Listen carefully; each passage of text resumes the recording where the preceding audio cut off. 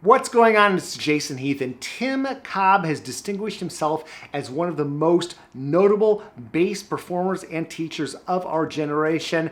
We sat down with Tim recently to dig into his career, his path from growing up in Albany to Curtis to the Chicago Symphony, principal of the Met, and then principal of the New York Philharmonic, lessons learned along the way, how he's incorporated all this into his teaching, and much more. Really hope you enjoyed this chat with Tim Cobb. Thanks for carving out some time. Sure. This is great. So Albany, you grew up, and your dad sounded like a pretty serious bass player. He was a very good bass player and a very gifted teacher. Okay. And he's still here. He's down in Sarasota.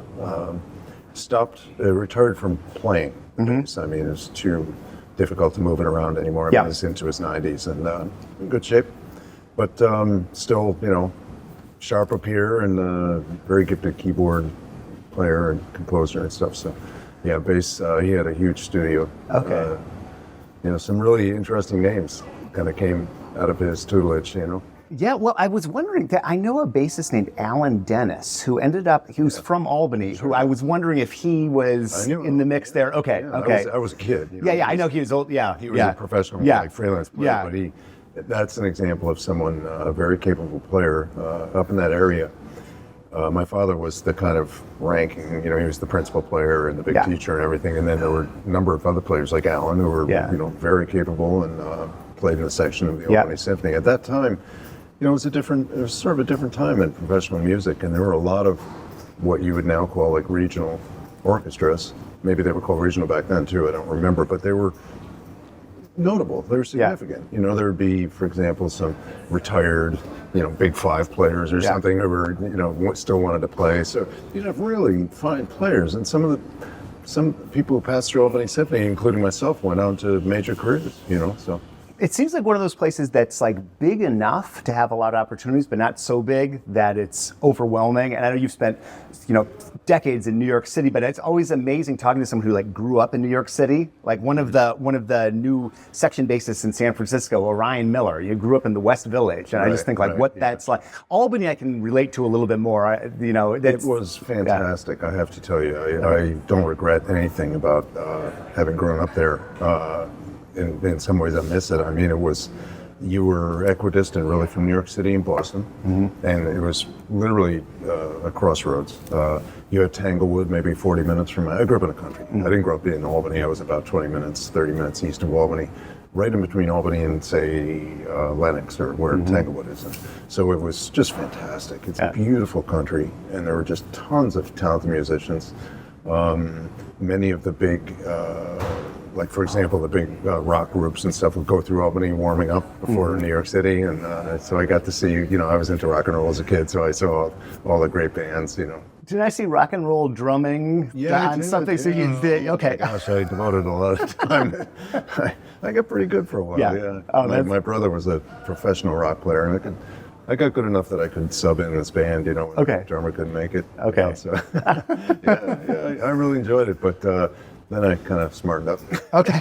I was not going to be Neil Peart, so or John Bonham, but but I could play. I don't have the touch anymore, I don't think. But did you ever get pulled in any direction besides music? But I think like the musical parents, and then it sounds like you got the bass bug early, and then was there any other thing percolating? I was playing bass since day one. I mean, my father said I just picked up a bass at around 5 or 6 or 7 or something and started playing Beethoven 5. So he was like, I guess you figured it out. I don't remember, but I just did it my whole life, and it was always summer music things and after school things and this and that. But I have to say, my household was very, I guess you'd call it like cultured, and my mother was also a musician, and these were in the way life was back then for people like my parents. They were very good professional musicians, but they also had like day jobs, that kind of thing. And in my father's case, it was mostly like teaching and stuff like that. So my mother was a professional during the day, and then also played professional violin at night. So our household was just diverse and interesting, and she was very into the arts, So we spent a lot of time in museums, and for a while I thought I was going to be an archaeologist. And, Cool. Or dig up, pyramids, things like that. Fortunately, I didn't chase that too far, but it's just, silly stuff like that. And I got interested in the bassoon for a minute. Did you really? Yeah, well, similar timbre, Yeah. Thank God I didn't chase that too far either. Well, it gives you, it's funny because I along the way I got a music education degree, and so I got a chance to learn all the instruments. And I remember really enjoying the experience of playing bassoon, but had massive respect for bassoonists after that because of the complexity of what you're dealing with there. It's like for people, and those reeds. Here I get annoyed when I have to spend an hour getting them over here. Exactly. They do a whole day of making reeds. Anyway. So I was hanging out with these symphony bassists last night. What should I ask Tim? And so Charles Chandler, who's been in the symphony since the 80s, and went to Juilliard, was a David Walter student. He said, you got to ask him about Roger Scott. Sure. Because, I did not get a chance to chat with Roger for the podcast, but you had time with him, and I went on the Curtis website on the way over here, and was like just looking at the tenure of Roger. It was like in 1948 or somewhere around there. Mind-boggling. Yeah. So, and I know that's a big question, but like, what was it like studying with Roger? What was he like? It is a big question. Roger, I could never say enough. I met him first. I grew up near Saratoga, which is outside of Albany, and that is, of course, is where the Philly Orchestra. I think they still go for like a week, and back then I think they maybe even went for longer. And there was something called the Saratoga School of Orchestral Studies. I think that's still going also. And I was already playing professionally, right, as a teenager, and so I wasn't, what's the word? I didn't have a big, I think I was so special or anything. I was just, I fell into this life. I had a lot of early breaks, and but I was also doing rock and roll, so I had pretty long hair, and I was more interested in drums and girls and guitars and stuff. And so when I went to that Saratoga school, I didn't look like a future Curtis kid, And I met Mr. Scott, who was, he was kind of famous for looking kind of like a drill sergeant. I mean, always had kind of a brush cut and, just severe and very, very stoic. And he loved to say later, usually in front of the bass classic career, he said, when I first met him, he was a barefoot kid with long hair and a guitar in his back at Albany. He would say, so anyway, but he just was the kindest person, very, very strict, very demanding. I mean, without being, I heard him be pretty rough on some other people. He never had to, maybe because I was just, waiting for anything he said. I was just, devouring my time at Curtis with him. And we got along really well. And I stayed very close with him. After Curtis, one of my favorite memories, when you get out, I had already been out in Chicago for a couple of years, and I was now back at the Met. And now I was beginning to feel like, I'm a little bit of somebody. I have a title, and I'm in New York City and all this, and opera and James Devine and all this. It was really cranking those years. So the first time Philly came to Carnegie, it was my moment to take Mr. Scott out to dinner. That's a really big deal for a student. And we went to a nice little French restaurant. I don't think it's there anymore. It was on 57th Street. First, I went down to hear a little bit of the warm-up at Carnegie, and then Roger brought me up to say hello to Muti, and which was also really nice because I'd been a sub in the orchestra then, and Muti remembered me. And but the big moment arrived, and we went to this nice restaurant. It was the first time, I ended up taking it many times, but it was the first one. It was a big deal for me because, you don't have a lot of money when you're getting started. It's a fancy place. And we sit down, and it's about, 4:30, and he's got like an 8 o'clock show or something, and I wasn't sure. I was like, Mr. Scott, and he said, Tim, call me Roger. I said, oh, sorry. I said, Roger, do we, he's browsing the menu, it's like this. I said, do we want to order wine or something? He doesn't even look at me, he goes, Timothy, I never play on an empty stomach. That was it. That's awesome. And we had great meals together for the next 5 years, Yeah, it was just fantastic. I could always reach him on the phone. after professional life came. And Yeah. Yeah, it was just great. That's great. Great man, great teacher, perfect for me. Yeah. Because I really wanted to figure it out. I was pretty accomplished when I got to Curtis, like, many people, but I'd already been professional for like 4 years. I thought I knew a little something, but I didn't think anything of myself. I walked in and completely humble, but he just handed me, Scott Pingle. He just handed me, a stack of Beatley books and said, boom, see you next week. It was like open strings, half position. He said later in life, he said, yeah, you were really good, but you didn't have any idea what you were doing. Oh, that's hilarious. He said, so by the end of Curtis, I felt like I could turn around and explain myself to, thanks to him. He made me do everything, and I've tried to stay with that with my own students. I try to make them do everything. I've had some amazingly gifted people, and sometimes it's a little hard to be as demanding on them as Roger was on me, like make them play every interval, make them play every scale, but I try. I do try. I haven't succeeded a few times, but I do try. So you mentioned Chicago. Were you finishing up at Curtis and then you got the Chicago job? It was like your senior year? Yeah, it was my senior year. Yeah, I remember July and August before my senior year. I was subbing with Philly. We were at I guess it must have been the Dell or something in Philadelphia, and I can't remember, maybe in Saratoga, so therefore I was just in Philly. Nobody was around. I was just practicing. I just practiced all day for like a month, and then the audition came up right away in September, and made the finals, and those were later. That was, I think, in October, so I had some more time to just practice relentlessly, and it worked out.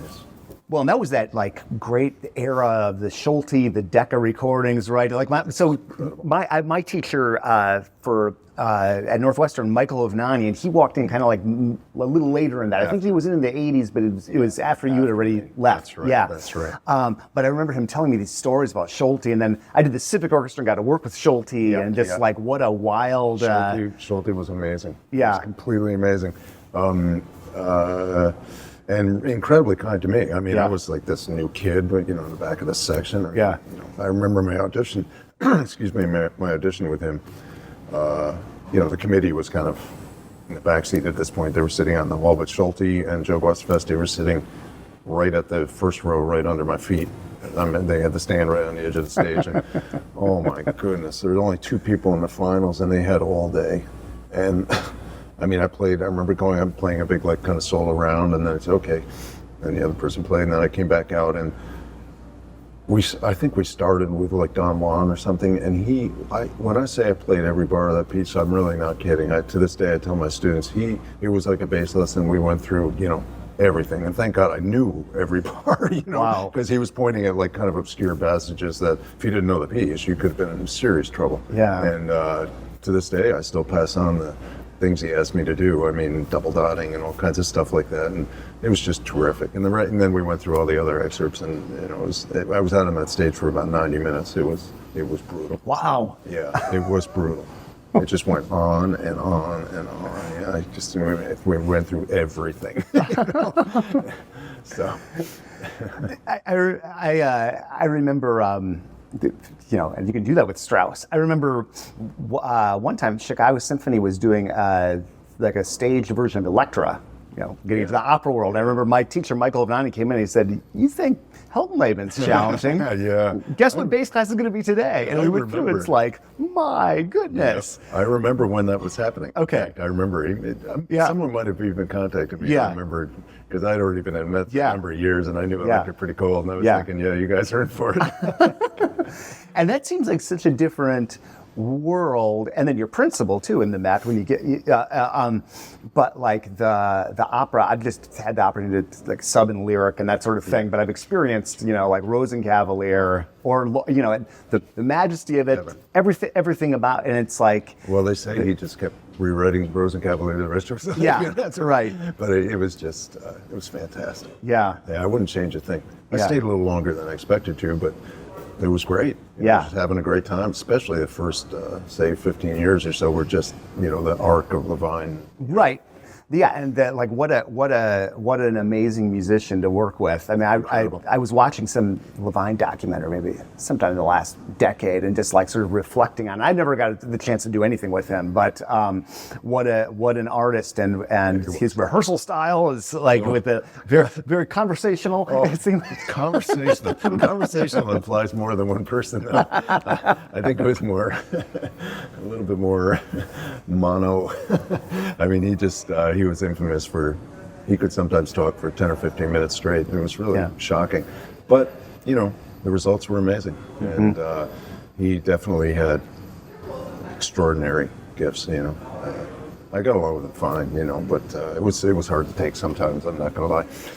That was a really interesting shift, though, being a section player in a group like Chicago Symphony, which is obviously a great job, but section player, which I know is a really different gig than principal, and then principal like in an opera orchestra, which has all these other layers of complexity, and no two performances the same, and as soon as a groove starts, that's when it ends, You want to know something?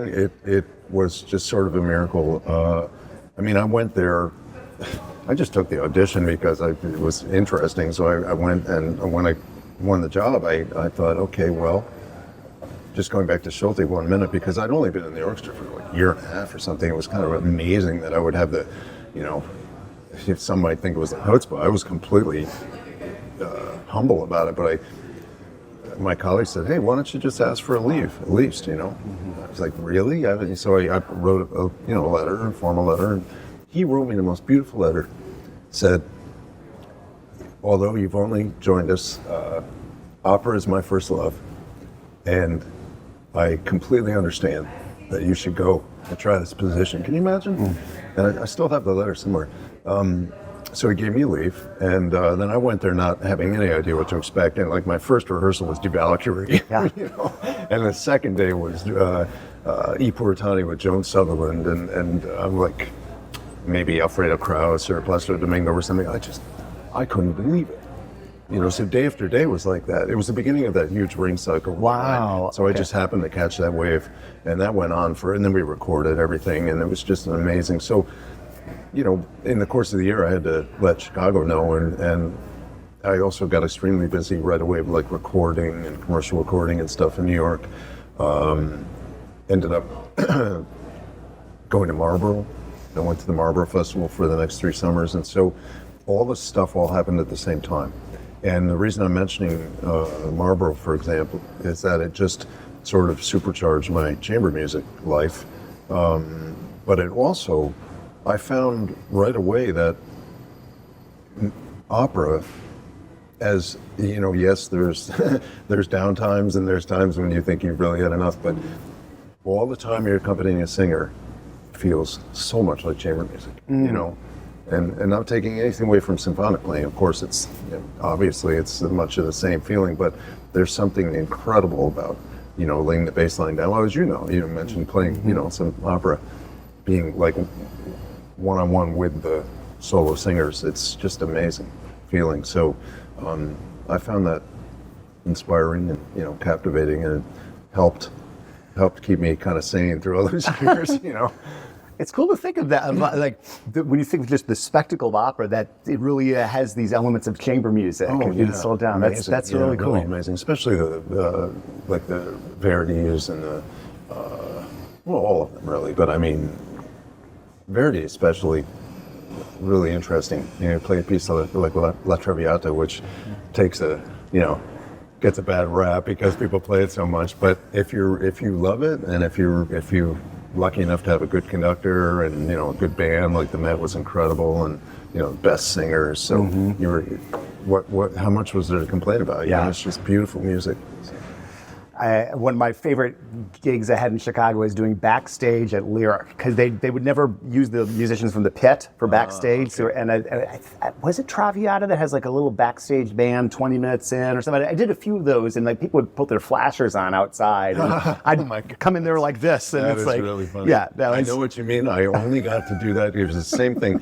I'm thinking of like Peter Grimes, Benjamin Britten, and of course Rigoletto, and then Traviata, and pieces like that. I never got to do this, except I finally got to do Peter Grimes. Really? In the last act, there's a thing where the first bass could, I think you play the beginning and then you leave and go backstage. And, and I got to do that. And then I got to go home. So it's about half an hour early out of there.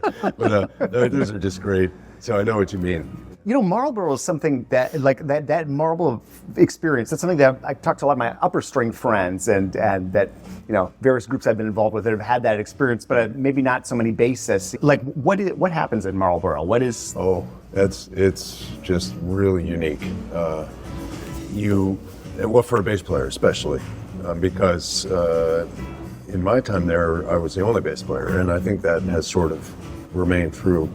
In the great old days, there was, I don't know if you ever heard of Julius Levine, this bass player. Oh, sure, yeah. So he was there as a sort of, they have a senior members, so they're like faculty, and typically, like in those days, it would have been like members of the Guarneri Quartet, people like that, really just top people. Rudolf Serkin, of course, was there. I got to be around him and interact with him a fair amount.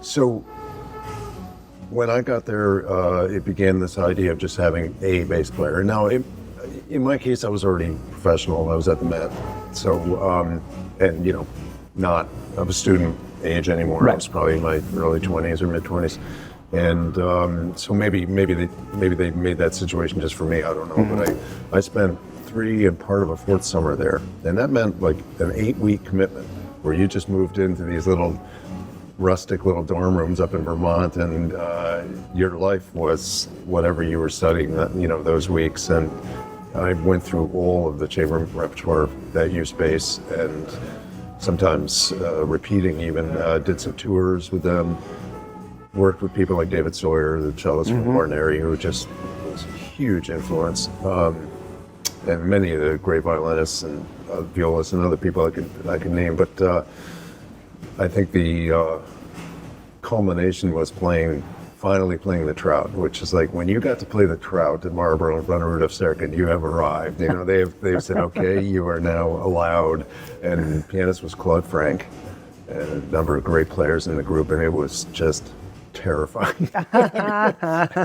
I mean, it was super exciting, and it was a hugely positive and I can definitely say successful experience. But just the look on poor Claude Frank's face, before we walked out on stage, I mean, he just looked like, and this was one of the great pianists, of the last century, but he just, with Rudolf Serkin sitting about 5 chairs away from us, it was, we played in something, these, Air Fingers, informal concerts in the dining hall, which meant that everybody was sitting right on top of you, Yeah, it was really, so anyway, Marlboro was just incredible, and I have dear friends from those years that I've played chamber music with the rest of my career. I mean, I'm still working with them. Yeah. Wow. How long were you at the Met? Was it almost 20 years or 20 years? No, it was more than that. I mean, I'd have to think about the precise number because I did take the year off to guest with the Phil, and I'm going to call it like 25. Okay. Yeah, maybe 26 in this year. Okay. So yeah, it was a long time. So when you step at, principal there and then principal the Philharmonic, how do those? I'm sure there are a lot of differences. Like what? What was new about that job? Like, how did that job change? Obviously, you go from the pit to the stage. It's a different repertoire, different. Well, it's been incredibly fun. I mean, because I feel like I've made sort of a round trip. I'm back. If you asked me when I was 16 years old or playing Beethoven symphonies, and you think you'll ever play opera? I was like, opera? What are you kidding? So I had no idea what was in my future. And it's really fun to sort of come home to this repertoire again. Fantastic. I mean, the Philharmonic, we do so many new pieces. There's always something new every week. Unfortunately, you don't get to just play Mozart 40 and I know. Right. As you all know, it's constantly new music. And tomorrow morning I have Nielsen Symphony 5. Just Nielsen 5. Just Nielsen 5. Yeah, I don't think I'll get home tonight around 1 in the morning. I'll probably practice for an hour. I swear to God. It's just because you kind of need to, that it's just impossibly difficult, and you just have to get that chromatic stuff in your head, then go to bed. So, and then I'll get up in the morning and do it again. So, but that's paired with a Beethoven piano concerto, I think. So that's sort of, you got meat and potatoes, and then you have something a little more So I've just really enjoyed it, and the atmosphere at the Phil is great. There's so many great players.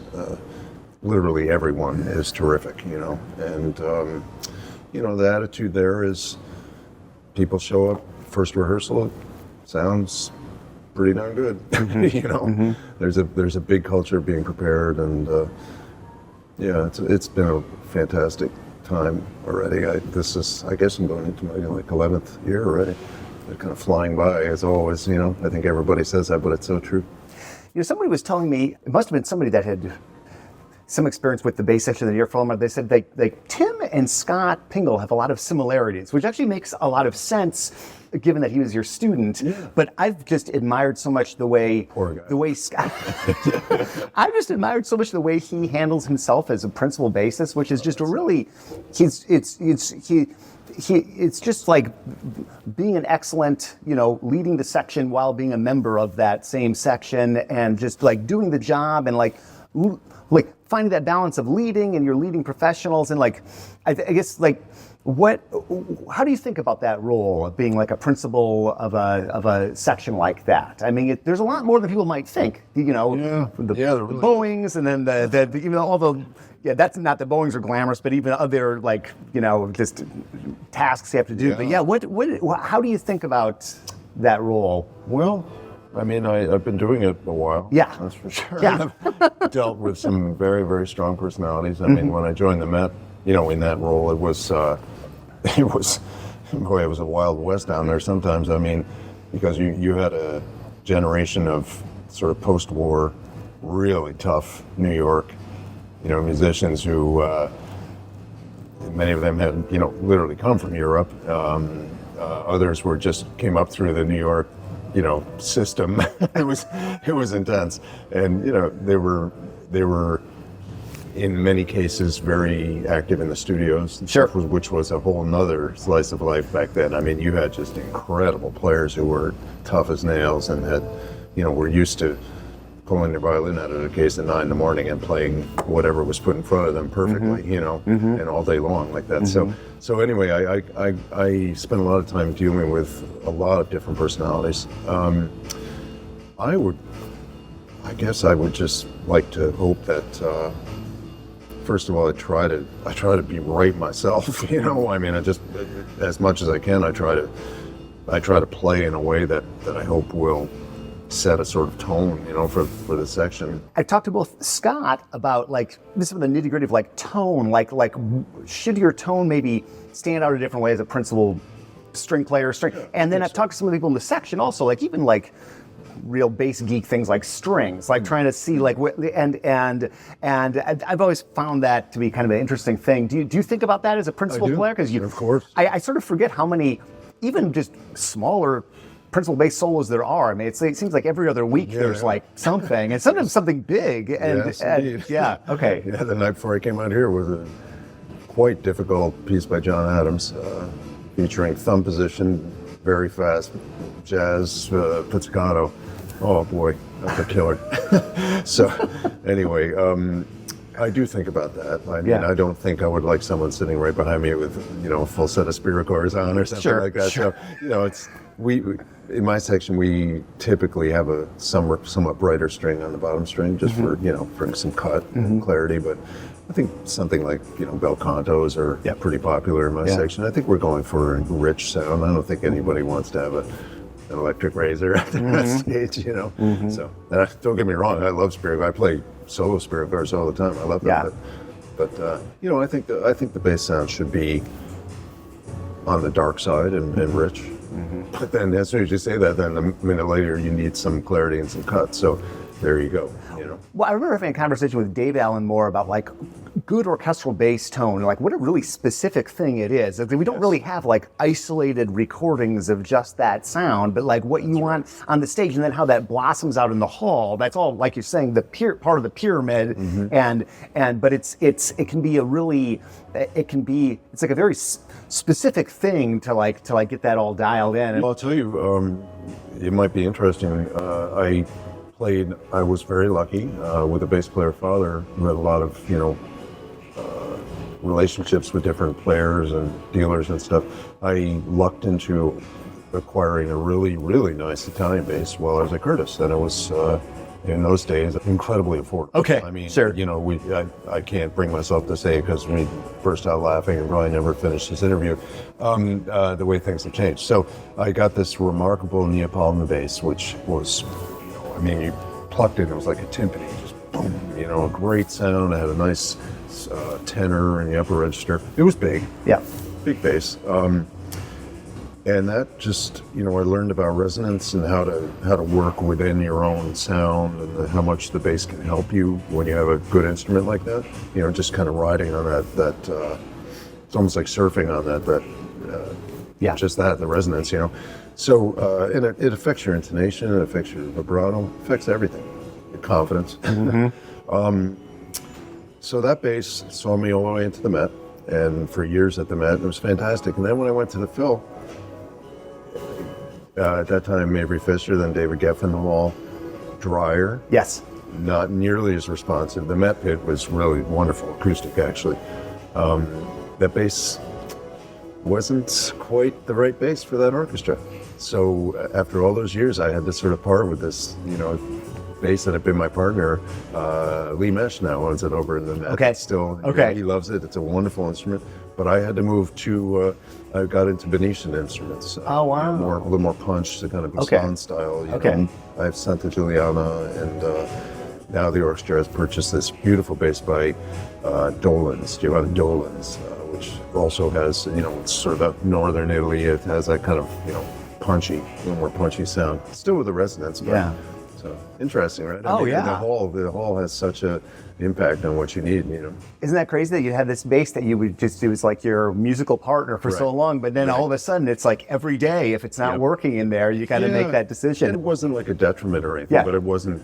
I noticed, for example, my dear friend Carter Bray, the principal cello, he's now playing on a modern, excellent instrument, but his cello, I noticed, I said, wow, that is punchy and has a focused, real powerful kind of laser beam sound. I said that, and we spoke about it, and he kind of, you know, without being too blunt, he kind of pretty much confirmed. He said, the bass is a little too spread, you know. Wow. And as soon as I heard that, I was like, that's it's so shopping.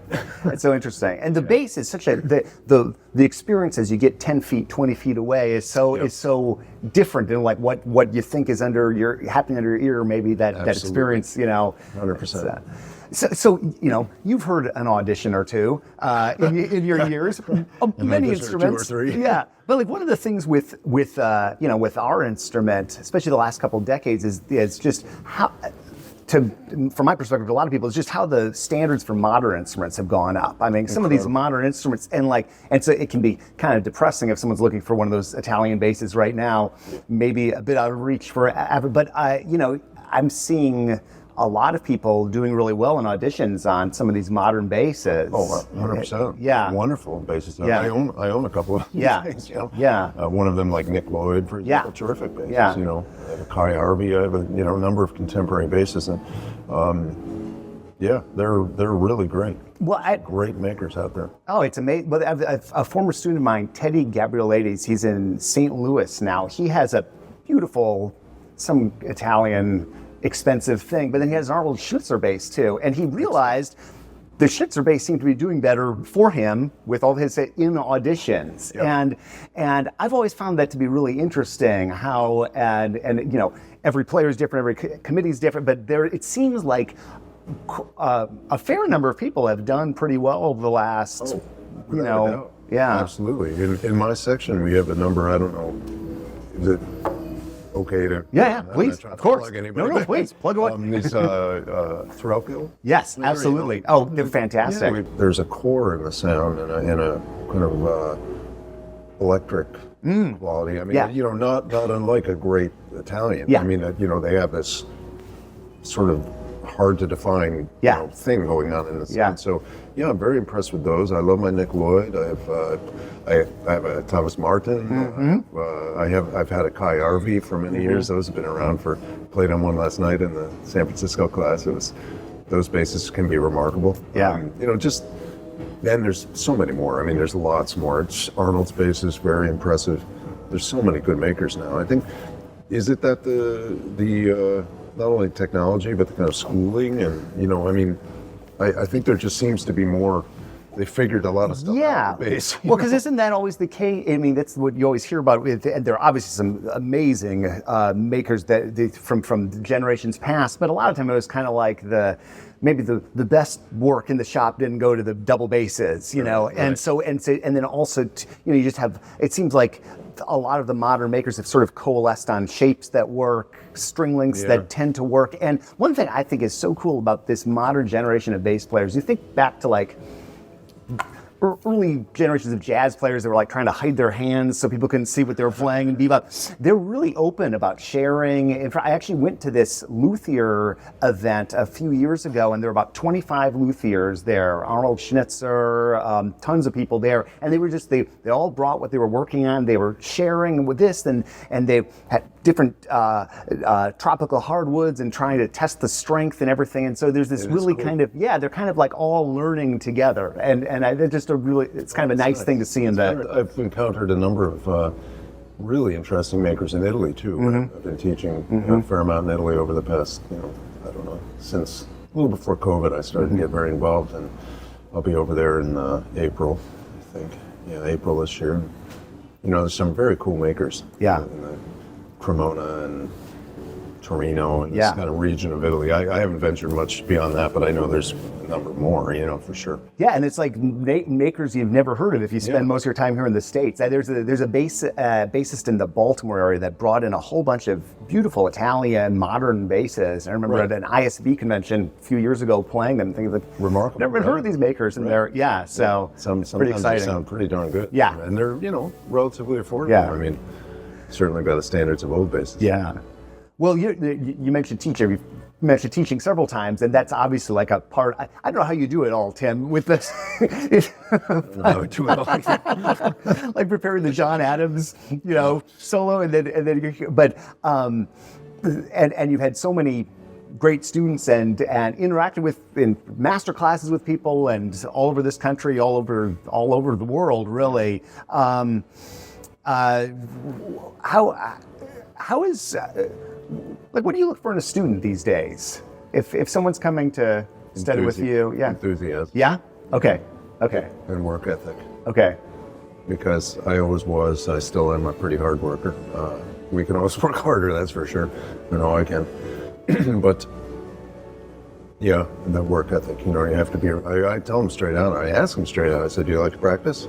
And if they hesitate at all, there you go. Okay. You're done. Okay. If I don't get absolutely like that, yeah. So I just gave away my secret. But and you can tell if somebody's like, nope. It has to be like, yeah, I really do. Okay, good. Because you're going to have to practice a lot. I practice a lot, and but going back to what you said about all the stuff I do, I can tell you honestly. First of all, I enjoy it. That's been number one, and I never realized or expected that I was going to become so busy as a teacher. That just, I don't even know how that's just kind of exploded. I mean, I think from Marlboro, I made a connection that led to a phone call from Peabody, and so next thing I found myself, of all things, taking a train down to Baltimore once a week when I was just on at the Met. I was pretty early, and then that I did that for about 2 or 3 years, and then the phone rang again. This time it was Manhattan School, and then it was Burgess College, and all this, the New York schools caught on that I was getting a following as a teacher, and that's it. The rest is kind of history. I just and along the way I've tried to just pass on all the good stuff that I received from some great teachers, and I've tried to do whatever I can to kind of improve my own, effectiveness and stuff like that. I hope I've been even moderately successful in that, because it is a big responsibility. I mean, sometimes you do feel like, I really hope I'm doing well enough for these people, and you just keep trying. Yeah, and you never know where those people are going to go. It's amazing. I'm sure the more years you do it, it's like, and at least in my much humbler teaching career, it's like the people that I thought maybe were going to go go places professionally in the world of music.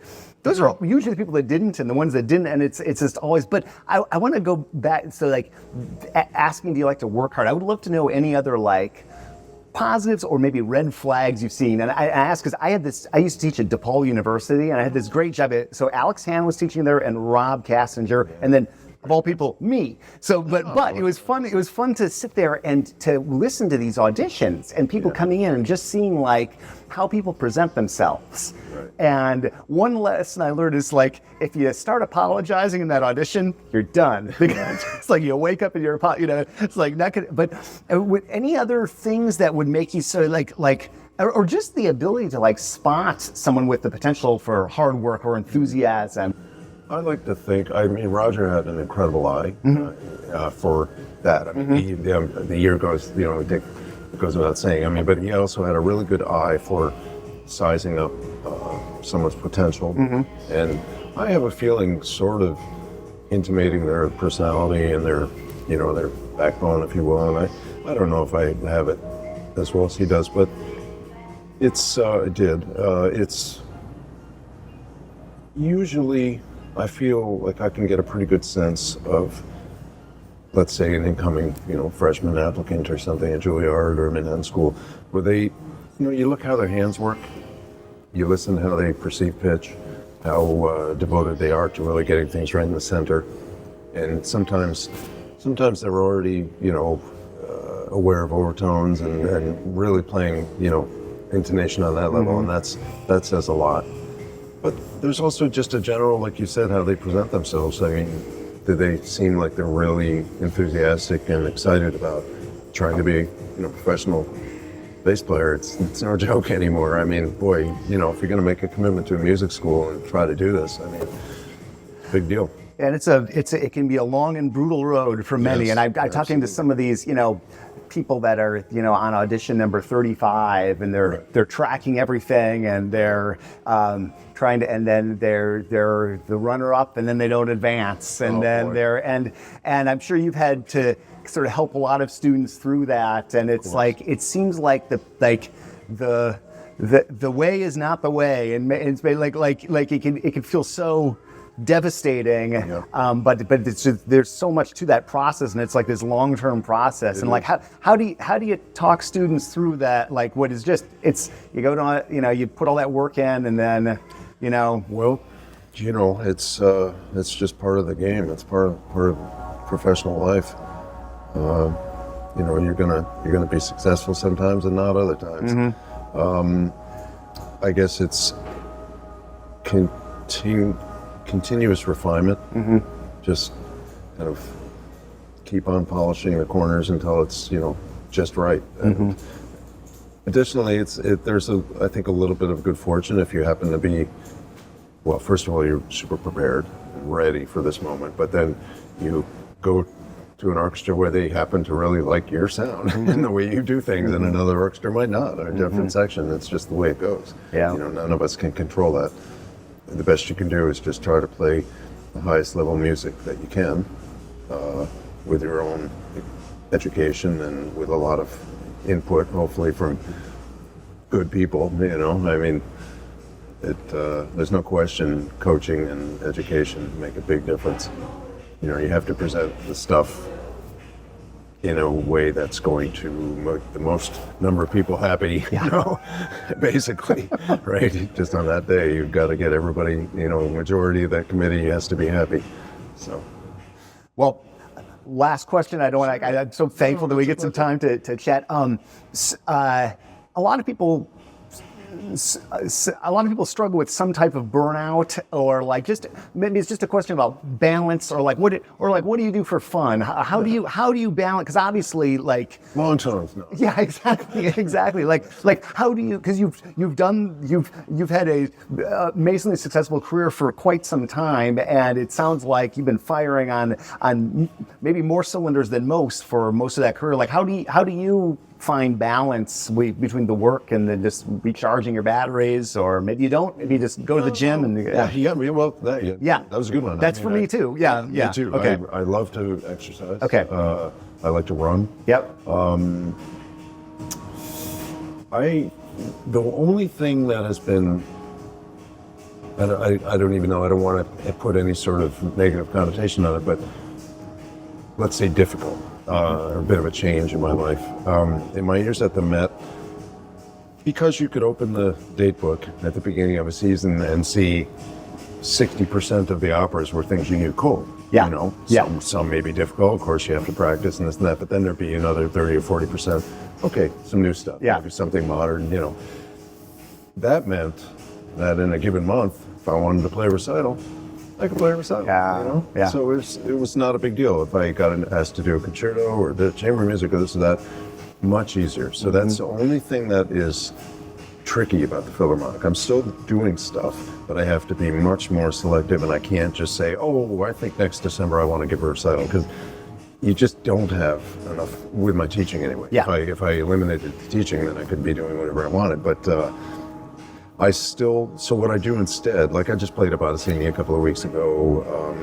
I have a Bottesini project in Italy with a dear friend over there, and we're going to play like a joint recital, and I'll do the grand duo and some stuff like that. And yeah, so and I still am slated to do more recordings for String Virtuoso on my website. So they're great. They're just kind of waiting, like, you know, when's it coming, Tim? And I'm like, as soon as I get in the studio, okay? So those are, I know you were probably hoping to hear more non-based stuff. No, it's the fact is these little projects like that and these experiences, they give you a real boost and a lift, and that's the only thing there was a pretty, I'd say 10 or even 15 years during my time at the Met where I must have been giving 2 or 3 recitals a year. It was just fantastic, you know, and I still lean back on that a little bit in terms of experience, and I feel that I could reach into those, let's say over those years I covered, you know, 20 or 30 big pieces or something. I feel like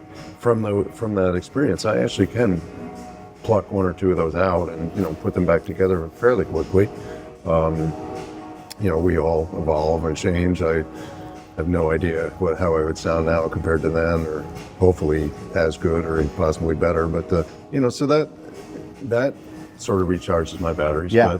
But I like to get in a little golf whenever I can, cool. and I love that game. And yeah, it's interesting that the travel is energizing. Oh, sure. Ways, you know, just over in China and Hong Kong a month ago, and being here in San Francisco today. I guess I'll be back. I'll be in Italy, as I mentioned, and then we're back in Asia again this summer. I'll be Korea and China. And I usually end up teaching in all those countries when I'm there, and it's really, really fun. And I just enjoy it.